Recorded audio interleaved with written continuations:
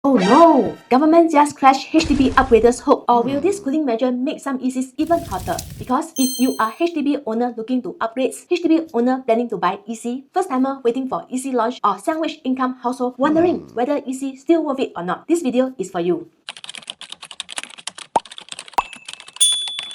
Especially if your BTO are going to MOP in the next 1 to 2 years. This is something you can slowly plan towards already. What buyers may need to do moving forward. Because with Deferred Payment Scheme gone, this is confirmed going to impact you. Stay till the end, I will share what HDB upgraders can start preparing now before the new EC structure fully kicks in. And save this video for future reference also. People always say buying BTO in Singapore is like 丢 Toto. Some people even joke, 比中 Toto 还要容易 because many Singaporeans, BTO became 第一桶金 after MOP upgrades to EC became 第二桶金. This journey worked very well for many families. You look at 100 pumps, solar acres, and many ECs. Some owners make hundreds of thousands, close to $1 million. Some even more. With the latest EC cooling measures, this one really game changer for HDB upgraders. 15 to 24 months later, when these new rules fully kick in, no more deferred payment scheme, aka DPS. Instead of 5 years MOP, it will be 10 years MOP, and second timer quota will only be opened up 2 years later instead of 1 month. Government wants buyers to focus on genuine own stay and reduce speculative behavior. That also doesn't automatically mean that EC prices will drop. If you are buyer, will you still wait or will you chunk for the upcoming 5 EC launches first? When the new rules fully kick in later, the EC game may already change completely. So where would be the next part of goal? DM me if you want to learn which ECs may benefit from the old regulations, where upgrader demand may shift next, and what Gerard and I are watching closely. Every time rules change, new opportunities appear. In this video, I want to break down to what's changed, why government step in, what happens next, who gets affected most, who may benefit the most, and whether EC still makes sense under the new rules. Along the way, I also want to ask you, if you are planning to buy EC, would this change your mind or not? Comment below. I am curious to know your thoughts also. If you want to know how Gerard and I spot upgrading opportunity using our MEAT framework, you can check out our video here. I have also pinned the link in the comment because headlines create emotions, framework gives clarity. And for Gerard and I, we always believe in buying property to sleep well. We'll break this into 5 parts. First, what exactly changed? Second, why government step in? Third, biggest impact from deferred payment scheme, aka DPS removal, and the 10 years MOP. Fourth, who may benefit most and what may happen to EC prices next. Last, should you still buy EC today? Because many people think that cooling measures means EC market will slow. This round, some ECs may actually become even hotter. Let's break this down. The biggest change, deferred payment scheme, aka DPS removed. Last time, many HDB upgraders buy EC using DPS so that they could buy first, delay EC loan until HDB sold upon EC TOP. This time, no more already. If you still have HDB loan, you may need to tahan 2 mortgages, HDB loan plus EC progressive payment together. This one confirm strong. How many upgraders can really tahan 2 mortgages together, especially sandwich income households and young families? If you are planning to upgrade and not sure how much reserve you really need, drop me a message. I can help you roughly map out your cash flow first. Next change, 5-year MOP become 10 years MOP. After TOP, you need to hold much longer for the EC to semi-privatize before selling to Singaporean or PR buyers or renting out the whole units. Plus another 5 more years before fully privatized. Total 15 years. Over the years, Gerard and I have seen many HDB upgraders using EC as their next step. That's why this change will affect many future buyers. And this changes the whole mindset already. Last time, many buyers viewed EC as wealth progression tool and second pot of gold. Government now wants EC to feel more like long-term own-stay housing. By the time the EC semi-privatized 10 years later, your age different already, your loan tenure structure already, your life stage changes already. By then, really different story already because life is the only constant. Next change, first-timer quota increase from 70% up to 90%. Second-timer quota reduced from 30% down to 10%. If second-timer quota failed, need to wait 2 years later. And you think future EC launch day become more chill or even crazier. Remember this point, these new cooling measures only apply to new EC sets moving forwards. Upcoming 5 EC launches not affected. They will still be under the old rules. If you are still looking to upgrade to EC, still got a chance. Hit up with me here. We'll come back to this later. Why government government suddenly tightened EC.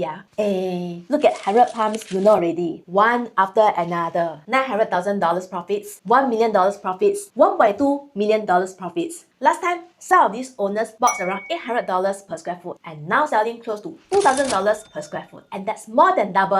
Across the market, EC keep appearing as top profitable resale transactions in Singapore. Some gains even hit 130 to 140%. You think government see already will tiam meh? And it's not just 100 pumps. Official data showed median EC prices doubled over the past 10 years. Back in 2016, around $782 per square foot. And now, around $1,843 per square foot already. You see, young couples just started working. Income ceiling still there. Mortgage servicing ratio, aka MSR, still there. EC prices keep climbing up. Many buyers may start feeling price up, especially for sandwich income households and young couples needing mommy-daddy supports. Because EC originally meant to keep housing affordable for middle-income Singaporeans and own-stay buyers, not become flipping machine or jackpot asset. If EC keeps creating million-dollar stories, what do you think government will do next? Actually, this is not the first time government step in to cool down the lottery effect. Just look at HDB tenure. Government introduced standard BTO, plus BTO, and prime BTO. Why? Because certain BTO and resale HDBs especially in mature estates. Over time, million-dollar HDB transactions increase, resale gains become crazier, demand kept going up. Government saw affordability pressure increasing, genuine home ownership become harder. That's why plus and prime BTOs came with longer MOP, tighter resale conditions, and stricter rental restrictions. Sound familiar? Comment HDB below if you want me to break down to standard, plus, and prime. What's the difference and what are the pros and cons and which type of HDB may suit different buyers better? This time, EC may become much more own-stay focused already. Government direction very clear. Less short-term flipping and longer holding period. That is why Jiat and I always use our MEAT framework when evaluate property. Every time market changes, buyer behavior changes too. Some panic, some review, some take action. The next pot of gold appears when the market shifts and not when everybody already talking about it. Another thing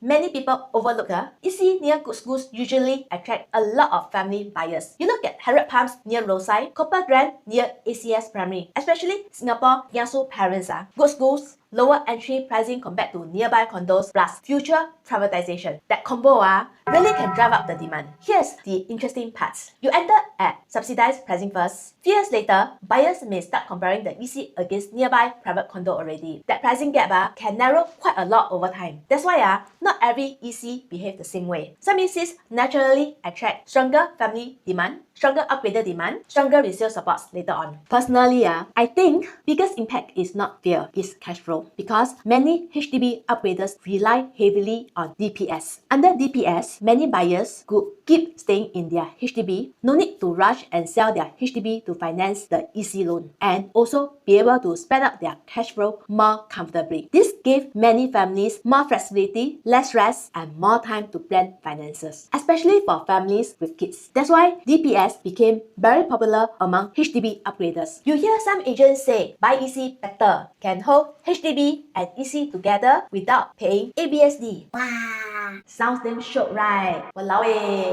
what rubbish is this, Eventually, you still need to sell your HDB about EC TOP what? Not like you can happily hold both of them forever leh. The real reason why buyers like EC so much was not because can hold two properties. It was because DPS helped many families upgrade with less pressure and they do not need to sell their HDB first until EC TOP. Many buyers can really feel the impact from this DPS removal. Some couples can only afford monthly installment. They just cannot tahan the interim dual payment period or temporarily got no place to stay after selling their HDB. That's why many buyers leverage on mommy-daddy bank for temporary supports during transition period. Let me give you one example. Say a couple earning a monthly household income of $16,000. They buy a $2 million EC, maybe 3-bedroom plus study. Both around 30 years old, loan tenure 30 years, bank stress test around 4% interest. On paper, the numbers may still look okay. Under MSR, the maximum EC loan roughly around $1 million only. Meaning the amount of cash and CPF needed for upfront confirm very strong. And without DPS, under the new rules, the buyers cannot delay the EC loan anymore. Progressive payment starts during construction. Loan will be disbursed stage by stage. At foundation stage, maybe couple of $100s. As construction moves up, money payment gradually increase. By TOP stage, money payment can reach around $4,000 already. Now imagine if the couple still holding on to existing HDB loan, cash flow pressure may become very strong, especially during construction period. Many buyers only look at money installment. Very few calculate overall cash flow. If you want help calculating your reserve funds, I can help. This is why many HDB upgraders will feel the impact from DPS removal. Government basically saying don't over leverage, don't buy based on FOMO, buy based on real holding power. Because if every month stress until cannot sleep, that one not upgrade already. Will you still buy EC without DPS? Actually, Heng, one of my first timer buyers who needed DPS managed to secure Rival after missing Aura at Tampines. If not, under the new rules, cash flow very tight. They may not even want to upgrade to EC liao. People say, just hold longer only what? Not so simple leh. Construction 3 to 4 years already, MOP another 10 years, total 13 to 14 years gone. By then, you LKK already. Government wants EC to feel more long-term on-stay housing. Now, watch what happens next. Because the remaining unsold ECs plus upcoming 5 EC launches under the new scheme confirm become hotter. Why? Because buyer will think, by now, still under old system. Later, all become 10-year MOP liao. This one will make buyers chong. If you are the developer, will you launch cheaper or launch with more confidence? Especially supply still limited, second timer quota will be reduced from 30% to 10%, and buyers scared that future EC become harder to enter. Now, it set me to thinking, who is the biggest winner from these new EC rules? Funny enough, maybe the biggest winners are buyers who enter before the new rules fully kick in, especially buyers buying existing EC launches, upcoming 5 EC launch under the old rules, because they still get to enjoy the earlier EC arrangement and shorter MOP timeline. Future EC buyers under the new rules need to wait 10 years MOP plus construction period before the EC semi-privatized. If you just bought a new EC under the old rules, wow, congratulations, you really huat liao. You better save this video because future buyers entering under the new structure, they may be 5-year MOP between newly MOP ECs versus future ECs under the new 10-year MOP. That gap may create pent-up demand, especially for buyers looking for newly MOP